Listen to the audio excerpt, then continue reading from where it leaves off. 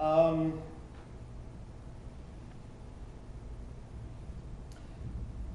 trust in what you, web analysts, your trust in what you do is segmenting very strongly. You realize there's more competition in the market for what you do, for what web analytics does. However, I don't see any indications that people have been able to actually target what that competition is, where it's coming from. Dollars are being spent, but comparative dollars are not being spent. Therefore, what are drawing away what used to be web analytics dollars? Well, the sad fact is there wasn't ever a lot of web analytics dollars, at least from talking with people. So the market is segmenting. From what I've been observing, it seems like the need to understand different ways to apply the metrics is increasing. Jim Humphreys? Is he still here? He left. Good man. I was going to ask on that education breakdown how many people are coming into web analytics from very, very different fields. You did? Okay. Because that would be a fascinating bit of research based on what I'm observing. I'm willing to bet that more and more people in the low educational disciplines of my fields, anthropology, sociology, stuff like that, are finding their way in. And that it's becoming an overlapping thing. Joseph, let me restate the question because I got personally curious about who we are. I meant we as a population of surfers, like Hitwise is watching where the packets are going in panels. What have you learned about how humans use websites? Do the presentation. And we'll just skip through here. How people are using websites. Oh, that's really changed dramatically. We actually began analyzing data sometime 2.5, 3 months ago, which was indicating that people are self-regulating their information sources. Is this a shock to anybody, really, when you think about it? I mean, how many people have a blog in this room? And how many people believe the readership of their blog is greater than the number of people in this room? One person. You personally opted that blog? Okay, very good. That's a true exception. Because what we discovered is that beginning, I think this slide begins at the age of 28 and goes through 37. People really self-regulate their information sources tremendously because we're such an information-rich society. That was actually the whole thrust of my presentation. We're so information-rich that the concept of influencers, who are the influencers, and we want to influence the influencers.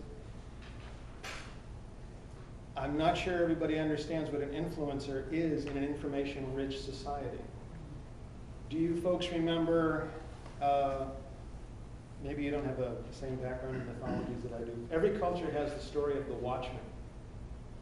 Okay? And the watchman was literally the person who watched over the people and alerted them to trouble.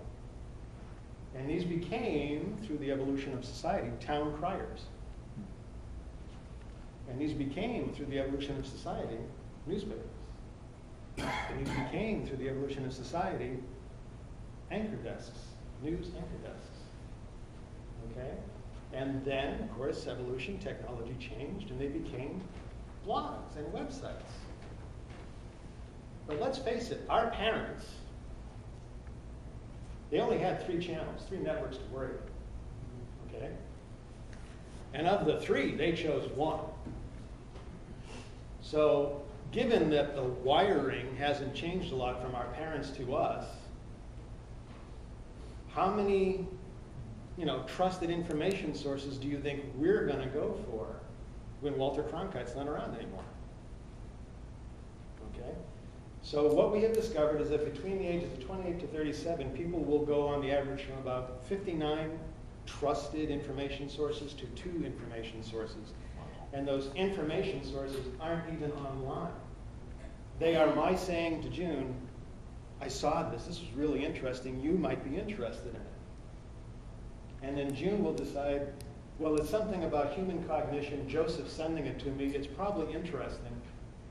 I may not understand it because Joseph sent it to me, but you know, I will read it, okay? If I sent her something about, if I send anybody a link about kites, it's going to be good.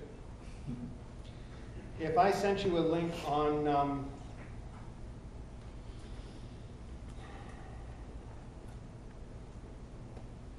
strawberry milkshakes, am I a trusted information source on strawberry milkshakes? It might be amusing to figure out what does Joseph find interesting about strawberry milkshakes, but chances are I'm not a trusted information source. You want to know how to make a really killer pizza? That I can do for you. If you want to know about Carrabis, well, actually go to Stefan. Trust him, no, not me, okay? So people are regulating down, and they're not having trusted information sources online. They're looking for what, in our research, and we published, the Holmes and the Watsons.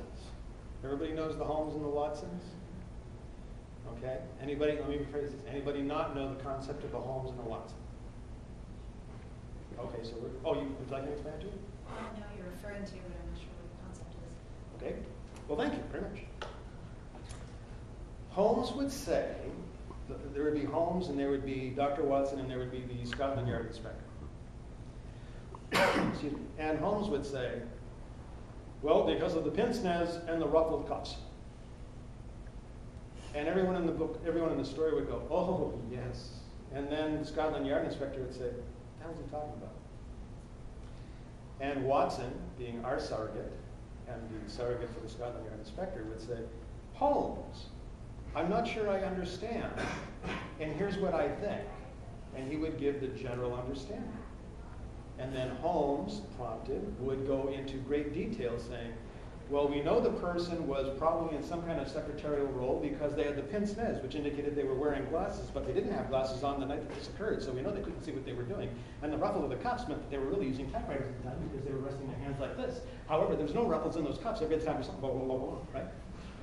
So Watson was the influencer at one level. Holmes was the other influencer at another one. He was the deep matter expert. Okay, but without the Watson, he was useless. Without Holmes, Watson was useless. So when it comes to influencers, when you're looking at influencers online, quit looking for online influencers. You're not going to find them anymore.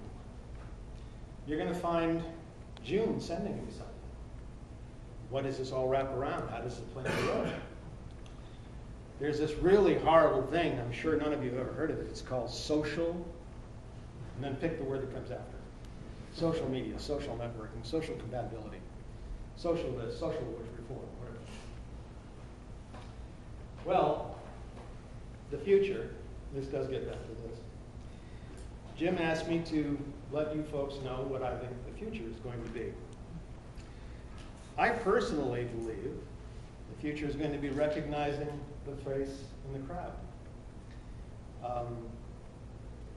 More and more of the information that we're gathering from our researchers around the globe and from the sites we're monitoring around the globe is indicating that the vast amount of information, an information-rich society,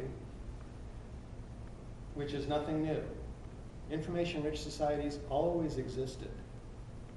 Do you know how they always existed? Would you like me to share with you how they always existed? Okay. Now the information-rich society is looking at that, reading a paper, walking down the street. It used to be, did you see that movement in the grass? What is that? Oh my God, there's a shadow over there that wasn't there before. What's moving? Where did that other person put their food supply? Because I might be hungry at once. The amount of information in our environment has not changed. It has not changed in amount. It has changed in form. And the wiring we use to survive millions of years on the pampas is still in there when we're looking at this stuff.